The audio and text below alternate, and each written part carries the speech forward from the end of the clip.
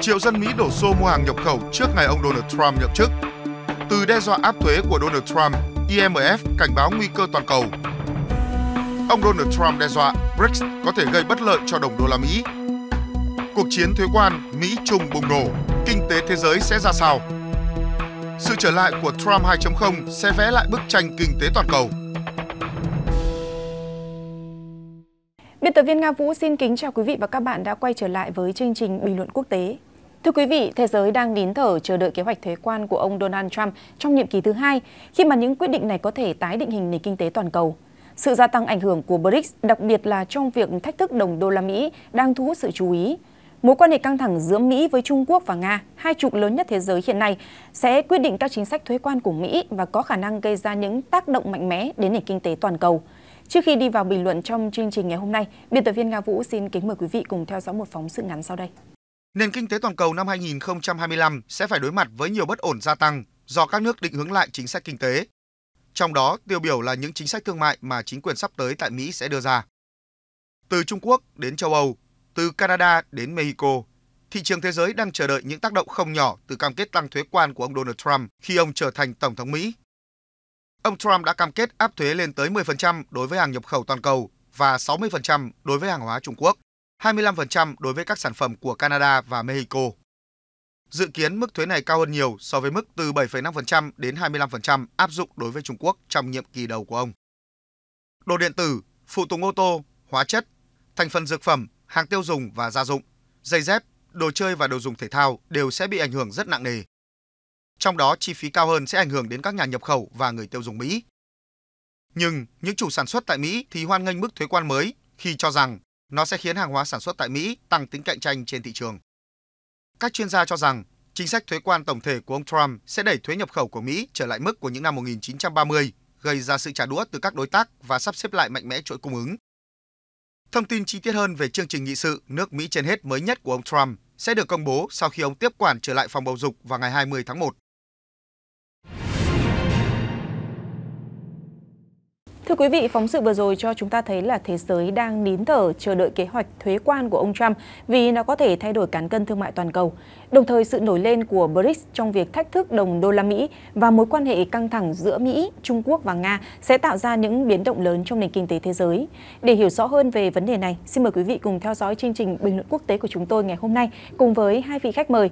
Tôi xin được trân trọng giới thiệu giáo sư Hà Tôn Vinh. Xin chào quý vị khán thính giả và xin chào chị Nga Vũ. Ông là chuyên gia tư vấn tài chính cho nhiều dự án ngân hàng thế giới, giám đốc chương trình đào tạo lãnh đạo Đại học California, Miramar University, Hoa Kỳ, chuyên gia kinh tế và tài chính Hoa Kỳ, giáo sư Hà Tôn Vinh. Tôi xin được trân trọng giới thiệu tiến sĩ Bùi Ngọc Sơn. Vâng, xin kính chào các quý vị khán giả. Ông là nguyên trưởng phòng kinh tế quốc tế, Viện Kinh tế và Chính trị Thế giới, chuyên gia kinh tế độc lập, tiến sĩ Bùi Ngọc Sơn. Xin được cảm ơn hai vị chuyên gia đã nhận lời mời tham gia chương trình của chúng tôi ngày hôm nay. Vâng, thưa hai vị chuyên gia, ông Donald Trump thì đang cân nhắc ý tưởng tuyên bố tình trạng khẩn cấp về kinh tế quốc gia để áp đặt thuế quan rộng rãi. Và động thái này về quyền hạn khẩn cấp sẽ cho phép ông Trump áp dụng các biện pháp thuế quan rộng rãi đối với cả đồng minh và đối thủ thông qua đạo luật quyền hạn khẩn cấp kinh tế quốc tế như thế nào ạ? Tôi xin phép được hỏi giáo sư Hà Tuấn. Cái đạo luật về kinh tế khẩn cấp, tiếng Anh viết tắt là IEPA đấy, nó là cái đạo luật và gọi là tất cả mọi thứ mà tăng thuế làm gì là phải có quốc hội. Tổng thống không có quyền gọi là thay đổi vấn đề về thuế, người chịu thuế và số thuế.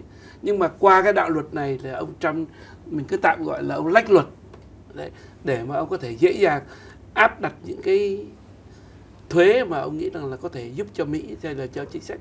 Thì áp thuế 10%, 20% lên tất cả những hàng nhập khẩu vào Mỹ, hay là áp thuế có thể 60%, thậm chí lên đến 100% cho những hàng của Trung Quốc. Thì cái này là cái mà chúng ta gọi là đạo luật gọi là kinh tế gọi là khẩn cấp đó, theo cái nghĩa đó. Thì ông Trump ông dùng cái đó để ông là có thể lách luật là một chuyện. Điểm thứ hai là ông có thể đưa ra những chính sách của ông và để làm cho Trung Quốc, không biết là Trung Quốc có gọi là phản ứng không, chắc chắn là sẽ có rồi, nhưng mà ông Trump ông sẽ làm cho để áp đặt cái chuyện là cái là sao Trung Quốc phải bắt đầu dần dần làm sao giảm cái gọi là nhập siêu của Mỹ và mua hàng của Mỹ nhiều hơn, hoặc là các công ty Mỹ, nếu mà các công ty Mỹ mà không trở về Mỹ đó, thì cũng sẽ bị áp những cái thuế có thể là 20% những hàng Mỹ, mà nếu mà là đưa hàng hay là sản xuất tại Mỹ thì thấp hơn thôi. Thì tôi nghĩ là cái đạo luật này nó có thể giúp cho ông Trump hai việc. Việc thứ nhất là ông ấy lách luật theo cái nghĩa mà chúng ta vừa nói đó. Điểm thứ hai đó là một cái công cụ cái công cụ để giúp cho Mỹ gọi là phản ứng lại với tất cả những cái chính sách về thương mại của Trung Quốc hay các nước. Thì tôi nghĩ rằng là ông ấy sẽ thành công, là vì trong cái đạo luật này nó cho phép tổng thống làm những cái việc như vậy mà không phải thông qua quốc hội theo như nào. Tôi nghĩ là nó phù hợp với cái phong cách của ông, là ông ấy muốn ra đòn bất ngờ, và thứ hai là ông ấy là cái nhà để ông cần thì ông cứ nói lên, để rồi ông lại mặc cả, rồi ông lại có thể thay đổi nhanh chóng, và ông không phải rườm rà vào các cái thủ tục của hành chính. Thì ông ấy áp dụng ông thích cái lối đấy, nhưng mà theo tôi nghĩ là cái đấy cũng không cần thiết, là vì nếu như làm như thế thì bản thân ông hiểu rằng là cái kinh tế của thế giới và kinh tế bây giờ nó liên quan đến nhau rất nhiều. Ông thay đổi một cách đột ngột, nó không phải chỉ có ảnh hưởng đến cái đối thủ của ông đâu, mà nó còn đối cả trong nước nữa. Vì vậy là cái việc ấy làm thì tôi nghĩ rằng là không cần thiết để phải dùng đến cái miếng đòn ấy làm gì cả. Là vì cái hội bộ thủ hạ của ông ấy ở cái bộ thương mại và cái bộ thành thuế, cái bộ tài chính, người ta sẽ nghiên cứu và người ta sẽ trình cho ông ấy. Và ông ấy cứ ban hành một cách bình thường về các cái lý do, cũng chẳng việc gì phải làm đến cái mức. Vì ông Biden ông cũng làm, ông cũng ký tất cả các cái luật đấy, ông có cần gì phải viện dẫn những cái thứ đâu để làm cho nó căng thẳng quá mức lên để làm gì. Tôi nghĩ không cần thiết. Tôi nghĩ là có lẽ là ông ấy cũng muốn được là sử dụng được cái quyền tối đa và nhanh nhất của ông để ông ấy làm cho các đối thủ coi là vào cái vòng xoáy của ông ấy, để rồi ông được cái ý đồ của ông, có thế thôi. Và có tính chất là mang tính chất chiến thuật và phong cách thế thôi, chứ còn gọi là về mặt thực tế đem lại cái gì thì tôi nghĩ cũng không có đem lại lợi lắm. Là vì các cái vấn đề đó như tôi nói, nó là thế giới nền kinh tế nó liên quan đến nhau rồi. Ông mà làm nhanh quá thì kể cả bên kia người ta có hại thì bên nước nhà ông cũng chưa chắc đã được lợi gì, thì cũng không nên làm. Thì cái bộ thủ hạ của ông người ta sẽ bảo cho ông là ông đừng có làm đấy. Còn ông mà cứ cố làm thì chính ông lại là có thể gây hại cho chính nước Mỹ, mà ông sẽ là người phải chịu trách nhiệm về việc đó. Không hay đâu mà. Theo tôi nghĩ là như vậy. Vậy thì theo chuyên gia Bùi Ngọc Sơn, cái mức thuế 100% mà ông Donald Trump đang dự định áp đặt thì có phải là biện pháp mà nhằm trừng phạt những quốc gia mà ông Donald Trump cho là đang lợi dụng nước Mỹ không ạ? Đúng rồi, thì ông nói rồi, cũng như là ông nói thẳng với là Trung Quốc là thì tôi sẽ nâng thuế 25%, nếu mà chưa hiệu quả 50%, chưa hiệu quả 75% và cần thì 100%, thậm chí có thể nữa. Đấy cũng chính vì cái ý thức của ông ấy thì ông ấy muốn có cái đạo luật này là như thế, là vì ông ấy muốn ra tay mà ông chẳng cần hỏi ai. Thế nhưng mà phải hiểu rằng là cái thứ làm chính sách kinh tế, nhất là thuế, mà đánh vào là nó liên quan phải có nghiên cứu rất kỹ càng, còn nếu không thì chính mình là cái người cực khó. Ví dụ tôi chỉ nói đơn giản này nhé, bây giờ người ta mới nghiên cứu, người ta bảo là cái thuế mà ông nâng mà đánh vào các cái ô tô mà liên quan đến ô tô từ Mexico sang ấy, thì nói là rất nhiều các cái chi tiết trong ô tô ấy là tới 7 lần nhập cảnh vào Mỹ rồi lại chuyển về Mexico làm, rồi lại chuyển vào Mỹ 7 lần. Thế nếu như bây giờ mà ông đánh thuế mà ông không có thì tất cả cứ mỗi lần như thế lại phải khai lại thuế, tính lại thuế, thì cái chi phí về hành chính nó lên khủng khiếp. Cho nên là một quyết cực kỳ khó, không thể biết, làm nó rất là hỗn loạn. Cho nên là cái thứ đó thì tốt nhất tôi nghĩ là ông ấy chỉ cần nói đến ý tưởng là được rồi, còn lại thì nên để cho bộ thủ hạ người ta làm, chứ cũng không cần thiết thì phải làm như thế cả. Chứ còn ông này thì rõ ràng là ông mà thấy chưa hiệu quả, mà nếu như mà ông thấy là đánh thuế 100% hiệu quả thì tôi cam đoan là ông này ông làm, chắc chắn là như thế, chứ ông không bao giờ là ông bỏ cả. Đấy là cái phong cách của ông, tôi nghĩ là như vậy. Vâng, thưa chuyên gia, chính sách thuế quan của Mỹ dưới thời ông Donald Trump thì sẽ thay đổi như thế nào khi mà đối phó với các quốc gia BRICS, đặc biệt là Trung Quốc và Nga? Nói thật, nếu mà gọi là bây giờ mình phải nhìn cái thời nhiệm kỳ đầu đó, 2016-2017, ông đưa ra một cái đạo luật mà cuối năm 2025 này là sẽ cái đạo luật đó sẽ hết hạn, tức là đạo luật về thuế rồi về công ăn việc làm đó. Thì hiện thời là ông Trump sẽ sử dụng tạm cái đó và nâng cái mức thuế lên qua cái đạo luật mà khẩn cấp đó, chúng ta kinh tế khẩn cấp đó, là sẽ nâng cấp là tất cả những cái hàng nhập khẩu của Mỹ vào Mỹ là sẽ chịu thuế 20%. Đó là việc đầu tiên. Trung Quốc là khoảng 60%.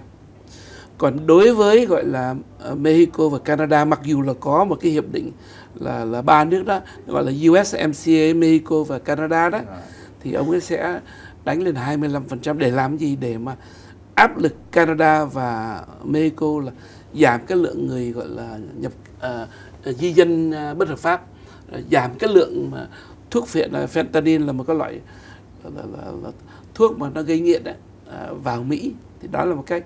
Nhưng mà cái quan trọng là cái sang cái từ BRICS này. BRICS là thì tôi theo nghĩ từ trước đây BRICS nó là một cái hiện tượng để tìm cách là để những cái nước nhỏ hay là những nước bị áp bức như là của Nga trong cái cuộc chiến này bị cấm vận, để mà tìm cách có thể gọi là trỗi lên được, có thể thì Nga là cái người đi tiên phong đó, và tiên phong thì đi hợp tác với Trung Quốc, thì Trung Quốc cũng có lợi là nhân cái dịp này là có một cái đồng minh mà gọi là hai anh đồng lớn, mặc dù hai về kinh tế xa nhau lắm, khác xa nhau lắm, nhưng mà về cái vấn đề là quân sự thì Nga và Trung Quốc là hai cái anh đồng minh có thể có thể trụ lại Mỹ một cách nào đó đấy. Thế bây giờ thêm một vài nước nữa thì vì có 9 anh, vừa rồi là thêm Indonesia là 10 anh, còn ngoài ra còn một số đối tác nữa thì khoảng bây giờ 19-20 anh gì đó, khoảng là các nước họ tham gia vào đó. Thì những nước này là có những nước ba loại, những nước chống Mỹ là thì là Nga này, Trung Quốc này, hay là Iran này, đấy, hay là những nước mà gọi là thân Mỹ, Indonesia này, bây giờ sắp có Thái Lan, có Brunei này, có anh Tiểu Vương quốc Ả Rập này, rồi họ đang gọi là kêu mời Việt Nam nữa. Rồi còn một lỗi là ở giữa chừng Indonesia hay là Malaysia. Thì ba cái nhóm này cái nhìn của họ khác nhau. Một nhóm là chống Mỹ thì họ liên minh với nhau, họ tìm cái cách là đưa ra một cái đồng tiền mới. Còn mấy ông kia là ăn theo cái nghĩa là đây là một cái tổ chức mà gọi là toàn cầu, có thể giúp họ gọi là nâng cao cái thương mại, nâng cao cái hoạt động kinh tế của họ lên, họ theo.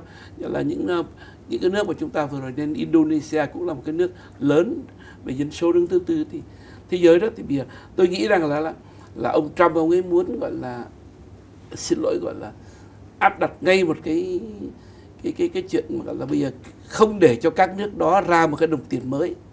Cái đồng tiền mới thì vì nó có 3 loại đồng tiền mới. Đồng tiền là đồng tiền của cái bản địa, tức là fiat money, tức là cái tiền của cái nước đó họ đang dùng. Mà bây giờ là trên toàn thế giới là tiền mặt thì chỉ còn có 7% thôi. 93% tiền là bây giờ qua những cái gọi là những cái hoạt động mà trao đổi, hay là gọi là dùng danh từ là chuyển khoản đấy. Còn đồng tiền thứ hai là chúng ta vừa nói, như là cô Nga Vũ vừa nói, là đồng tiền về điện tử. Thì đồng tiền điện tử đó thì có hai loại đồng tiền điện tử. Một cái chúng ta gọi là đồng tiền ảo, và chúng ta là bên ngoài giống như Ethereum hay là Bitcoin. Còn cái đồng tiền mà điện tử của ngân hàng trung ương thì nó viết tắt là CBDC, CBDC, CB là Central Bank là trung ương, DC là Digital Currency là tiền điện tử của ngân hàng trung ương. Tức là một cái loại tiền mà nó là chỉ là con số thôi, nó chỉ là trên mạng thôi, nhưng mà nó thay cái đồng tiền chúng ta đang dùng.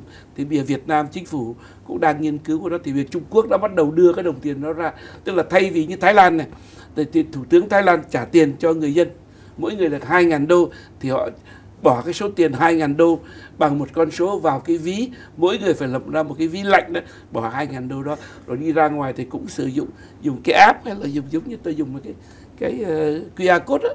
Thì cái tiền đó là tiền gọi là điện tử, chứ là chính thức, chính thống. Và ông Trump là ông ủng hộ cái đó, muốn cái đó. Còn những cái tiền như Bitcoin thì kia là vấn đề khác hoàn toàn.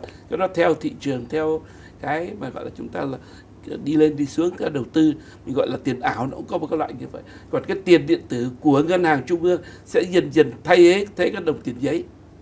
Đấy. Chúng ta gọi là tiền mặt á. Thì tiền, tại sao gọi là tiền mặt? Vì nó có mặt của một cái ông nào đó. Trên Trung Quốc mặt ông Mao Trạch Đông, Mỹ thì có mặt 2-3 ông đó, thì đồng tiền Việt Nam thì có mặt Bác Hồ đã. Thì bây giờ sẽ không dùng tiền mặt mà sẽ dùng cái tiền điện tử, tiền gọi là chúng ta gọi là CBDC đó, của ngân hàng trung ương. Thì tiền đó dần dần nó sẽ trở thành cái đồng tiền mà chúng ta không có dùng tiền mặt nữa. Trên thế giới dần dần đi đến cái chỗ là chúng ta không dùng tiền mặt mà chúng ta dùng app, như điện thoại. Vì chúng ta đi ăn chúng ta dùng app, chúng ta trả tiền. Còn cái tiền mà chúng ta nó gọi là tiền ảo là cái chuyện khác nữa, là đầu tư thì nó lên nó xuống. Thì ngân hàng trung ương của một nước họ không có thể nào dựa cái tiền nó trên cái sự lên xuống, đồng tiền nó lên quá nhanh. Thì như bây giờ đồng tiền của Bitcoin nó lên 8-90 ngàn. Là lúc mà tôi bán thì tôi bán 30 ngàn là tôi thích lắm, tôi mua có 800 thôi, mà tôi bán được 30 ngàn là thích lắm. Nhưng bây giờ nó lên tới 7-80 ngàn đó. Thì vậy thì chúng ta thấy là cái tiền điện tử mà ông Trump ông nói nó là tiền điện tử của ngân hàng trung ương của Mỹ, chứ không phải là tiền mà trôi nổi, nó có hàng ngàn các loại coin nữa. Cái đồng đô la ấy, tôi nói là để hiểu được đồng đô la nó được đến cái vị trí ngày hôm nay thì thứ nhất là bạn phải hiểu rằng cái kiến thức về cái tiền tệ là gì, là giúp tiền tệ quốc tế là gì. Thứ nhất là gì, cái đồng đô la đấy nó còn có một cái cơ may của lịch sử, tức là sau Thế chiến II thì tất cả các đồng franc rồi mark Đức tất cả là suy sụp. Thì gần như Mỹ là 50%, lúc bây giờ Mỹ là 50% kinh tế thế giới. Thì sau đó Mỹ lại đưa ra cái kế hoạch Marshall để tái thiết châu Âu và Nhật Bản. Và tất cả các thanh toán thì thanh toán bằng gì, là bằng đồng đô la. Cho nên là tự nhiên là nó có một cái cơ may lịch sử là bao trùm ra tất cả các cái trung tâm kinh tế lớn nhất của thế giới. Và sau này các cái trung tâm đấy cũng nhờ cái đồng phát triển đấy mà trở thành các cái thế lực kinh tế thế giới thì lại dùng đồng đô la. Thế thì đấy là một cái vấn đề đầu tiên. Thì khi cơ hội lịch sử đấy nó đem đến cho nước Mỹ rồi thì nước Mỹ lại làm tròn trách nhiệm của một cái đồng tiền mà đúng để người ta tin là có giá trị thực. Thì thứ nhất là gì, là nó là một cái đồng tiền tự do chuyển đổi, không có ai ngăn cấm cả.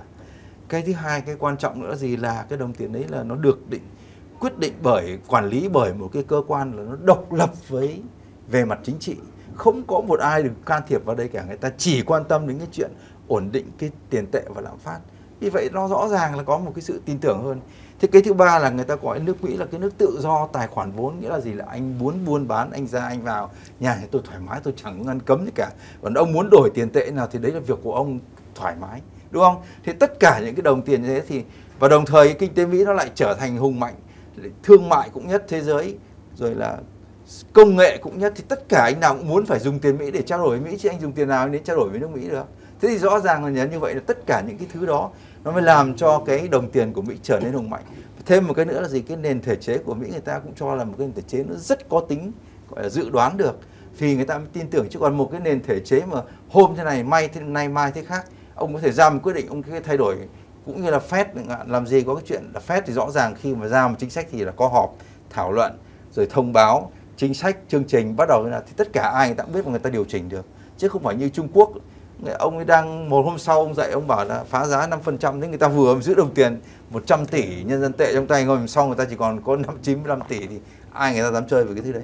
Thế do thậm chí là để có một đồng tiền mạnh thế nó còn có thêm một cái gì là cái quân đội của người ta phải hùng mạnh, không ai dám đụng vào cái nước ấy cả.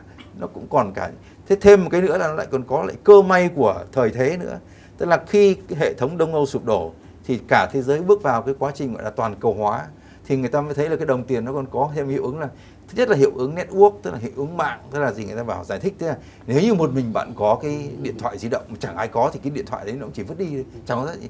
Nhưng mà tất cả đều dùng cái thứ đó để liên lạc với nhau thì nó trở nên rất quan trọng. Vậy đấy, cái đồng đô la nó là như thế. Và một cái hiệu ứng nữa người ta gọi là bandwagon, tức là hiệu ứng phong trào, tức là khi mà anh tham gia vào cái quốc tế cái quá trình gọi là toàn cầu hóa rồi thì một loạt nước Đông Âu, trong đó có cả Việt Nam, đúng không, Trung Quốc, kể cả Nga. Thế sau khi thế hệ thống cộng sản sụp đổ rồi thì bắt đầu ông tham gia vào cái hệ thống kia thì người ta đang dùng cái đồng tiền đô la rồi thì ông dùng luôn, chứ tại ông nghĩ rằng đồng tiền khác để làm gì. Cho nên là tất cả những cái cơ may lịch sử, cơ may thời thế, rồi là cả cái tiềm năng của nước Mỹ nó làm cho cái đồng tiền đấy nó có cái độ tin cậy. Tôi bảo cái đồng BRIC làm sao mà có giá trị gì ở đây được. Đồng BRIC, nếu đồng BRIC ông xây dựng đồng tiền ấy bằng cách nào? Bằng cách nào nào?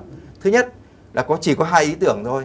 Một là ý tưởng dùng đồng nhân dân tệ. Thế thì làm sao mà ông Ấn Độ ông đồng ý được? Chẳng ai nghe, đúng không? Thế còn nếu như bảo là thôi anh em mình đẻ ra một đồng tiền riêng chung đi, đồng tiền chung thì phải tính các đồng tiền kia lại chứ. Thế thì nền kinh tế khác nhau, quản lý thì chẳng ra làm sao cả. Ông chồng bà chuộc nay thế này mai thế khác thì làm sao tính vào cái rổ tiền tệ đấy nó ra cái đồng tiền kia nó bằng cách nào?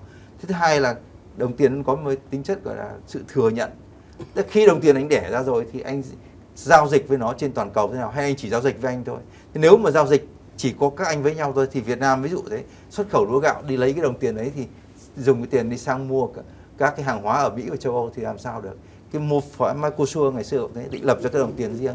Nhưng mà đến khi sang hỏi mấy cái ông ngân hàng New York bảo thế ông có thừa nhận đồng tiền, nó bảo không, cái này làm sao mà cho trong kho để mà giao dịch cho mấy cái ông được. Thế là lập tức không bao giờ có. Nên tôi nghĩ nói là cái ý tưởng về đồng tiền BRIC thì không có giá trị gì cả, mà cũng không cần gì phải ra cái đòn gì quá lớn. Nhưng mà ông Trump ông có phải đao to búa nào, ông không cần làm gì thì nó cũng không ra được, mà nó có ra được nó cũng không có giá trị gì cả. Ông cứ yên tâm, ông làm việc của nước Mỹ của ông đi là xong.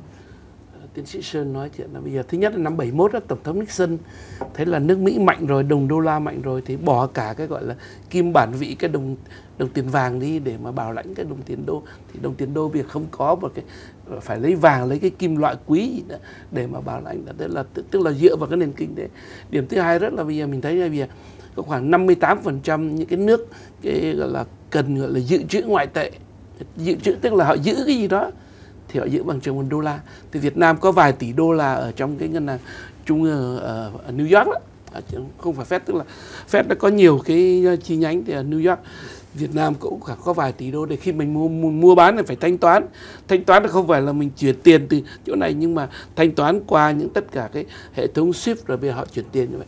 Điểm thứ hai nữa là bây giờ tất cả những cái thương vụ giao dịch thương mại mua bán 84%, 80% họ dùng tiền đô, mà chỉ có 4% là dùng tiền nguyên, tức là tiền Trung Quốc ấy, tiền nhân dân tệ, thì còn Nga thì không nói, Nga thì không ai dùng được rồi, tại vì cái ngày mà tôi làm việc ở bên Nga đó thì một đô Mỹ anh nói là dùng theo nghĩa nào, chứ còn nếu dự trữ ngoại hối thì nó chỉ có 3% thôi, còn mà giao dịch thương mại thì mới là 8% đấy, chứ không phải là. Còn bây giờ cái việc dự trữ ngoại tệ là như thế này, là chúng ta phải giữ tiền để mà mua bán, để kinh doanh quốc tế. Nhưng mà bây giờ nói chuyện Nga một chút, ngày mà tôi sang Nga lâu rồi thì một đồng đô ăn 6 đô rúp là đã tốt, rúp là tốt lắm rồi. Thời nào mà chắc 90 mấy đó, lâu rồi, mấy chục năm rồi. Bây giờ một đô nó hơn 100 rúp. Đúng rồi, 120 rúp. Thì bây giờ ai dám, thì không ai dám gọi là giữ tiền rúp đâu, đều đổi đô.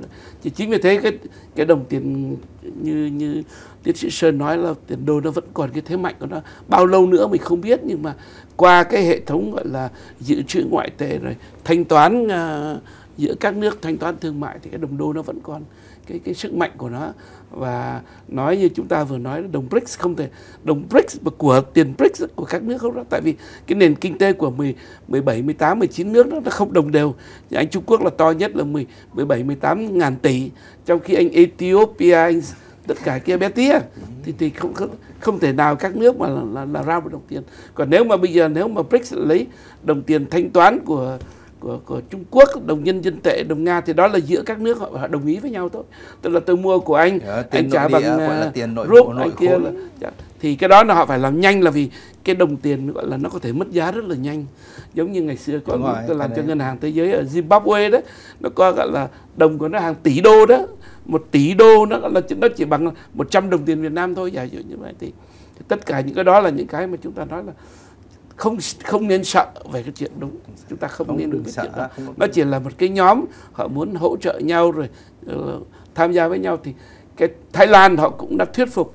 Nói chuyện với Mỹ tôi cũng biết nhiều là về vấn đề là họ không muốn làm. Mỹ và Thái Lan nó có một cái hiệp định về gọi là ngoại giao và 150 năm rồi. Hay là UAE là Tiểu Vương quốc Ả Rập, hay Malaysia, Indonesia, thì họ muốn là gia tăng thương mại, gia tăng cái vấn đề gọi là bán hàng với nhau thôi, chứ không phải là thay thế Mỹ hay thay thế đô la Mỹ đâu. Tôi chỉ thêm một cái chi tiết, ví dụ như cũng nhân cái vận động đồng tiền nhân dân tệ này, là cái thời điểm mà Trung Quốc rất hoành tráng cách đây 4-5 năm trước đấy, thì là lúc còn đang có ngôi sao. Đấy, thì là lúc bấy giờ đã có cái chuyện, tức là gì, là ông Tập Cận Bình có nói với thái tử của Ả Rập Xê Út bây giờ này, bảo ra là bây giờ tôi mua dầu của ông bây giờ là nhiều nhất, mấy triệu thùng một ngày. Trung Mỹ giờ chỉ có mấy trăm nghìn thùng thôi, cho nên là giờ thì tôi trả ông tiền, tôi trả bằng nhân dân tệ. Mà ông, nếu mà ông chưa tin thì tôi bảo đảm với ông cái đồng nhân dân tệ đấy là bằng vàng. Đấy là những cái chi tiết mà nó để cho bạn hiểu rằng là để có một đồng tiền nó có uy tín ấy mà, là không phải là đơn giản, nó là cả một cái như cái tôi vừa trình bày lịch sử dài như thế mà làm được, chứ không phải là cái chuyện anh nghĩ ra rồi anh đẻ ra rồi anh bảo như vậy là nó là thế này, không có được đâu. Cho nên là không việc gì phải lo về chuyện đó. Ông Bộ trưởng Tài chính Mỹ trẻ ngày xưa, cái thời mà Obama là cái gì nhỉ, tôi quên mất tên rồi, mà ông ấy nói là lúc cũng bị hỏi cái câu hỏi là liệu nhân dân tệ người ta lên mạnh như thế thì các đồng đô la không vào. Tôi nghĩ là có một đồng tiền thay thế Mỹ thì rất khó, có thể là có, nhưng mà chắc là khi tất cả chúng ta ngồi đây đã chết đi, hiểu không? Tôi nghĩ là ông nói thế vẫn là lịch sự, chứ còn tôi nghĩ là chắc là khoảng con cháu chúng ta chết đi thì cũng chưa thấy được, vì tôi chưa thấy có một cái dấu hiệu gì cả. Vì nước Mỹ nó rất hùng mạnh. Ngoài cái chuyện ra là vì sao không phải hùng mạnh là vì có nhiều tàu chiến, hay là vì mà cái chính là cái nền thể chế. Mà cái nền thể chế đấy nó hút tất cả các nhân tài về và nó mới tạo ra cái sự sáng tạo. Thì bạn thử nhìn xem, tôi nhìn lại 50 năm lịch sử vừa rồi, tất cả các phát minh lớn nhất từ y học, tất cả giao thông vận tải cho đến tất cả các loại đều là từ nước Mỹ mà đi ra. Bảo nó giàu mạnh là vì như vậy, chứ không phải giàu mạnh là bằng cách là anh chờ người ta phát minh ra rồi anh về anh làm ở nhà anh, rồi anh bán được tiền anh bảo thế anh giàu. Không có đâu, người ta ngắt cái thứ đấy, anh không làm được là anh chết. Cho nên là phải nhớ rằng là nếu như cái thể chế của nước Mỹ chừng nào mà nó cấm người ta sáng tạo thì lúc bấy giờ hãng nói đến chuyện đấy, còn nếu không thì không bao giờ có nên BRICS hay là nhân dân tệ tiếp. Thì kể cả đồng EU, khi đồng euro ra đời thì người ta nghĩ rằng là sau này là đây là đối thủ với nước Mỹ. Lúc bấy giờ là nó chiếm khoảng gần 40% cái tổng dự trữ ngoại tệ của quốc tế. Thế mà đến bây giờ nó tụt xuống còn có 26% thôi, còn Mỹ nó vẫn cứ lên. Mà trong khi đó EU tiềm lực kinh tế gần như ngang hàng. Vì cái sức sáng tạo của EU nó không có. Cái nền kinh tế đấy người ta gọi là cái công viên của những người già là như vậy, nên là nó không phát triển, nó không thu hút được. Thậm chí còn cái trở lại nữa là cái vấn đề mà nước Mỹ với cả cái vấn đề di cư ấy mà giáo sư Vinh có nói, thì tôi nói thật là tôi lại không thích cái ý tưởng của ông Trump đâu. Cái mà người Mỹ khôn lắm đấy, người ta cứ để cho ông di cư vào là tất cả các nước Đức, Nhật Bản, Hàn Quốc, Trung Quốc không muốn nhập di cư vì chỉ muốn nước của mình, văn hóa của mình, những người của mình. Người nước ngoài vào là không thích. Thì cuối cùng bạn sẽ gặp cái vấn đề gì? Dân số già đến khi nó giàu có nó không đẻ nữa thì lấy đâu ra? Trong khi đó Mỹ cứ nhập cư đều đặn, mà khi nhập cư vào thì cái đám nhập cư này nó toàn thanh niên trẻ khỏe, đến là sinh con đẻ cái. Mà trong khi đó nước Mỹ bây giờ là cái mức thất nghiệp đang ở mức thấp và lại gần nhất trong lịch sử. Là vì chính nhờ cái chính sách mà ông Biden đưa công nghệ về Mỹ, việc làm về Mỹ, vốn liếng về Mỹ suốt mấy năm nay, cái nước Mỹ nó có cái tăng trưởng tới 3% như thế, mà lãi suất tăng lên 5,7 như thế mà nó vẫn không hề có vấn đề gì cả. Tức là đấy là công của tiến sĩ Sơn là nói rất đúng cái quan điểm của Đảng Dân Chủ đấy. Vâng, Đảng Dân Chủ là họ ủng hộ tất cả những chuyện di dân, mà ngay cả vấn đề di dân gọi là bất hợp pháp nữa. Ông cần nói rằng bây giờ tất cả những sinh viên nước ngoài vào Mỹ học thành đạt, có bằng cấp thì có thể được trở thành thường trú nhân của Mỹ, trở thành công nhân. Nhưng mà cái vấn đề là nước Mỹ là nước thượng tôn pháp luật, thì không thể nào để mình bỏ cái đó được. Tại vì hệ thống pháp luật của Mỹ là hệ thống gọi là rất là hoàn chỉnh theo cái thượng tôn pháp luật. Thì bây giờ cái người mà gọi là nhập cư bất hợp pháp có thể là những người tài, có thể là những đóng góp nhiều cho vấn đề lao động tay chân, nhưng không thể nào, xin lỗi mình dùng danh từ là dung túng những cái người bất hợp pháp để mà gọi là nước Mỹ phải trả cái giá về một cái đất nước mà gọi là không tôn trọng luật pháp. Vì luật pháp nước Mỹ là phải tất cả từ tổng thống, ngay cả tổng thống cũng còn bị kiện nữa, thì đó là vấn đề thượng tôn pháp luật theo nghĩa đó. Thì đó là cái ý tưởng đằng sau cái chuyện của ông Trump. Ông ấy muốn gọi là trục xuất những người đó, hay là lựa chọn những người có và cho họ nhập cư hợp pháp. Còn Đảng Dân Chủ hay là Đảng Cộng hòa cứ thỉnh thoảng là 10 năm họ có một cái ân xá, họ muốn những người đi làm đóng thuế thì họ ân xá để cho họ có thể đóng thuế và trở thành thường trú nhân. Nhưng cái ý tưởng đằng sau của Đảng Dân Chủ đó là cho những người bất hợp pháp vào, rồi sau đó một thời gian họ lấy vợ lấy chồng, có con không đuổi được, và sau đó họ trở thành gọi là công dân Mỹ. Họ sẽ bầu cho ai? Họ sẽ bầu cho Đảng Dân Chủ. Đấy. Vâng, xin được cảm ơn hai vị chuyên gia. Thưa hai vị chuyên gia, thưa quý vị, Indonesia thì mới đây đã chính thức trở thành quốc gia Đông Nam Á đầu tiên tham gia BRICS, và đây cũng là lần mở rộng đầu tiên của BRICS kể từ năm 2023. Xin mời quý vị tiếp tục theo dõi. Ngày 6 tháng 1, Bộ Ngoại giao Brazil đã thông báo về việc Indonesia gia nhập BRICS với tư cách là thành viên chính thức. Brazil đang là nước giữ vai trò chủ tịch luân phiên của BRICS. Bộ Ngoại giao Brazil cho biết, xin chúc mừng Indonesia trở thành thành viên đầy đủ của BRICS. Là quốc gia đông dân nhất và nền kinh tế lớn nhất Đông Nam Á, Indonesia chia sẻ tầm nhìn với các thành viên khác về cải cách thể chế toàn cầu và đóng góp tích cực cho tăng cường hợp tác ở Nam bán cầu. Về phía Indonesia, nước này khẳng định việc tham gia BRICS phù hợp với các chương trình nghị sự của Jakarta, đặc biệt là về an ninh lương thực và năng lượng, xóa đói giảm nghèo và phát triển nguồn nhân lực. Ngoài ra, Indonesia nhấn mạnh rằng việc trở thành thành viên BRICS là biểu hiện của chính sách đối ngoại không liên kết. BRICS được thành lập vào năm 2009 bởi Brazil, Nga, Ấn Độ và Trung Quốc, với Nam Phi tham gia 2 năm sau đó. Vào năm 2023, BRICS đã kết nạp thêm các thành viên gồm Iran, Ai Cập, Ethiopia và các tiểu vương quốc Ả Rập Thống Nhất UAE. Indonesia là quốc gia Đông Nam Á đầu tiên gia nhập BRICS, trong khi cả Thái Lan và Malaysia cũng từng công khai bày tỏ mong muốn được trở thành thành viên của nhóm này. Theo các quan chức Nga, hiện đang có khoảng 20 quốc gia muốn trở thành đối tác của BRICS, bao gồm Azerbaijan, Bangladesh, Bahrain, Burkina Faso, Venezuela, Honduras, Zimbabwe, Campuchia, Colombia, Congo, Lào, Kuwait, Maroc, Myanmar, Nicaragua, Pakistan, Palestine, Senegal, Syria, Cộng hòa Chad, Sri Lanka, Guinea Xích Đạo và Nam Sudan. Vâng, thưa hai vị chuyên gia, vậy thì với việc Indonesia mới đây gia nhập khối BRICS thì liệu rằng khối này đang có toan tính gì mở rộng sang khu vực châu Á không ạ? Tôi thì như là tôi vừa nói là BRICS đầu tiên là chỉ có mấy nước, 4-5 nước gì đó, sau đó nó tăng lên 9 nước, thì có vài nước nhỏ như Ethiopia, những nước nhỏ. Sau đó thì là có một vài nước gọi là tham gia với tính cách là một là đối tác hay là quan tâm, thì Indonesia bây giờ vừa trở thành chính thức là thành viên của BRICS, là thành viên thứ 10 đó. Thì thật sự Indonesia là một cái nước đồng minh của Mỹ, rất lớn về dân số, lớn thứ tư thế giới đó. Thì Indonesia không muốn mất cái quan hệ với Mỹ, không muốn mất cái gọi là thương mại và giao thương với Mỹ, nhưng mà Indonesia là có cái quyền tham gia một cái tổ chức nào đó mà có thể giúp cho Indonesia có thể gọi là mở rộng hơn về vấn đề kinh tế, vấn đề thương mại, mà không có gì về chống Mỹ ở trong này. Nếu mà Indonesia ủng hộ hay là đứng tham gia cái chuyện mà làm cái đồng tiền mới đó, đồng tiền BRICS để như vậy, thì chắc chắn Mỹ sẽ không để yên. Nhưng mà đây chỉ là vấn đề giống như Thái Lan, mình cũng vậy, là muốn tham gia để mà gọi là mở rộng thị trường, mở rộng, thì tôi nghĩ là Mỹ nó không có vấn đề gì trong đó. Thì tôi nghĩ rằng là chắc chắn là sẽ có một số các nước khác tham gia. Thì từ trước là nhiều lắm, nhưng chúng ta nói ngày xưa Đông Âu có nhiều nhóm đó, Mercosur ở miền Nam, xong rồi là Comecon, tất cả những họ chỉ để muốn mở rộng thị trường, để bán hàng, để mà gọi là có cái vị thế. Thì Việt Nam bây giờ xin lỗi đã gia nhập khoảng không biết cả trăm cái hiệp định thương mại rồi, hay là các đối tác rồi, thì cũng chỉ là để mà có cái ảnh hưởng để trở thành một cái nước mà gọi là nâng cái tầm cao mới lên cái tầng mà chúng ta nghĩ là để thế giới họ công nhận, họ gọi là nể phục thôi.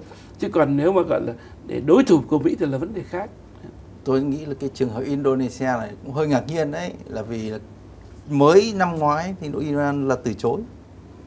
Đấy. Và rất nhiều nhà bình luận nói rằng là Indonesia khá khôn ngoan là vì từ chối thành viên của BRICS để ông ấy muốn giữ cái vị thế của ông ở G20.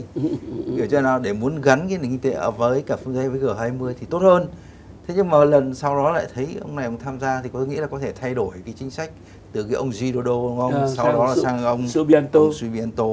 Thì cái ông mới này có thể là ông ấy thích gần gũi với Trung Quốc hơn, cho nên là ông ấy có thể, tôi nghĩ là cũng chưa dám khẳng định là phải chăng là nó có hơi hướng mang tính ưa thích về chính trị với Trung Quốc chăng. Thế nhưng mà nếu mà nhìn vào thì thấy Indonesia là một cái nước gắn với cả nền kinh tế Trung Quốc khá nhiều. Là vì là nhất là cái ngành dầu khoáng gì nhỉ? Ngành khoáng, khai khoáng. Và thứ hai là lại được Trung Quốc ưu tiên và để ý rất nhiều về cái vấn đề thị trường, vì thị trường Indonesia cũng rất to. Cho nên là rất nhiều công ty Trung Quốc là cũng muốn sang đấy, cho nên tôi nghĩ rằng là có thể ông lại muốn đặt cược vào cái mối quan hệ với Trung Quốc để ông gắn vào với BRICS chăng. Nhưng mà tôi nghĩ rằng nếu mà tính toán một cái nước cờ như thế thì về mặt đường dài là không có lợi, theo nhận định của tôi là như vậy, là không nhưng mà nếu nó không gây một cái gì đúng rồi, nhưng với điều kiện đúng chính xác, tức là anh đừng anh phải canh chừng những cái gì mà có thể gây hại với cả đối đầu với Mỹ với cả phương Tây thì cẩn thận, vì có thể lúc bây giờ thì cái lợi ngày hôm nay không đủ để bù lại cái hại trong tương lai đâu. Tôi nghĩ là như vậy. Chứ Indo là như thế. Vâng, thưa hai vị chuyên gia, vậy thì các quốc gia Mỹ Latin có được hưởng lợi từ các chính sách thuế quan của Mỹ đối với Trung Quốc và các quốc gia BRICS không ạ?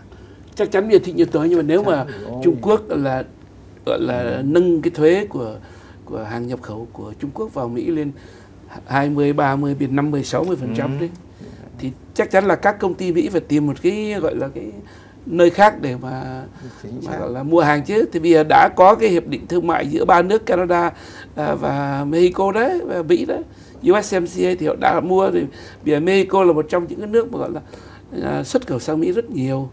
và trở thành một cái gọi là đối tác biển lớn hơn Trung Quốc nhé. Đúng rồi, Lớn hơn Trung Quốc là lớn hơn rồi. Trước là Trung Quốc là một đối tác của Mỹ lớn, bây giờ đó Mexico lớn nhất, hơn 400 tỷ đô, 460 bây giờ tỷ. nhiều nước khác là cũng bắt đầu là tìm cái cách để mà gọi là xuất khẩu sang Mỹ, như Honduras này, ngoại trừ Venezuela thì Mỹ là còn gọi là đang cấm vận, chứ còn Honduras này, Guatemala này, rồi một vài cái nước khác nữa ở Brazil này, thì đó là những cái nước mà họ rất là mong có cái cơ hội để mà nâng cao cái vị thế cũng như là cái là thương mại với Mỹ. Các cái chính sách thuế đúng như bác nói, tức là tập tức các công ty nó sẽ giãn ra, thì các cái nền kinh tế ở trong khối BRICS kia là mất mồi làm ăn thì làm sao mà dám được. Cho nên là cái thứ đó là đúng. Thì cũng giống hệt như bây giờ Mexico cũng đang lại trở lại cái vấn đề của bác ấy. Vì khi mà ông ấy dọa như thế một cái là lập tức Mexico là phải trấn áp một cái khu công nghiệp, khu thương mại của Trung Quốc. Bạn biết là 80.000 sản phẩm làm nhái ở đấy để xuất, không phải chỉ vào Mỹ mà xuất đi khắp thế giới.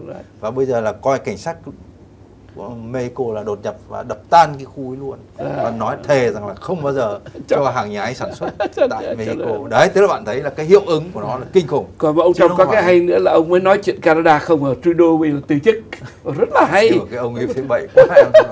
Thôi cái chuyện tính sau. Để tính sau. Vâng, thưa hai vị chuyên gia, vậy thì chính quyền Trump 2.0 đã bao trùm kinh tế toàn cầu như thế nào ạ? Tôi thì nghĩ là bây giờ là với những cái sự hiện diện của ông Trump trong cái nhiệm kỳ 2 này, nó ảnh hưởng rất lớn trong đến cái là thương mại toàn cầu. Rất là bây giờ ngay cái chuyện ông ấy đã nói thẳng với ông Canada và ông Mexico là một, rồi đánh vào Trung Quốc, rồi tất cả các đồng minh như là Nhật Bản, Hàn Quốc là đều phải tăng cái gọi là ngân sách quốc phòng lên, có thể tăng lên tới gọi là hơn 100% đấy. Tại vì Mỹ không thể nào bỏ tiền của người dân, bỏ tiền của Mỹ là nuôi đi bảo vệ các nước được, mà các nước gọi là phải tự bảo vệ, thì bây giờ nó phải tăng lên. Nhiều nước không đủ 2% GDP về vấn đề về ngân sách quốc phòng nó, thì vì họ đang làm cái chuyện. Thì tôi nghĩ là ông Trump ông ấy, tại vì giống như tiến sĩ Sơn nói là ông Trump là một người khó đoán, nhưng mà có thể là lại đoán dễ, có nghĩa là ông ấy dọa đấy nhưng có thể làm thật đấy. Thực ra là cái mà thay đổi lớn nhất của ông với cả cái, tôi nghĩ là ông ấy đang sẽ mở ra một cái thời thay đổi toàn bộ cái thương mại toàn cầu, theo một cái nghĩa là gì? Tất cả các cái hiệp hội mà chơi bời thì thành hội hè với nhau ấy.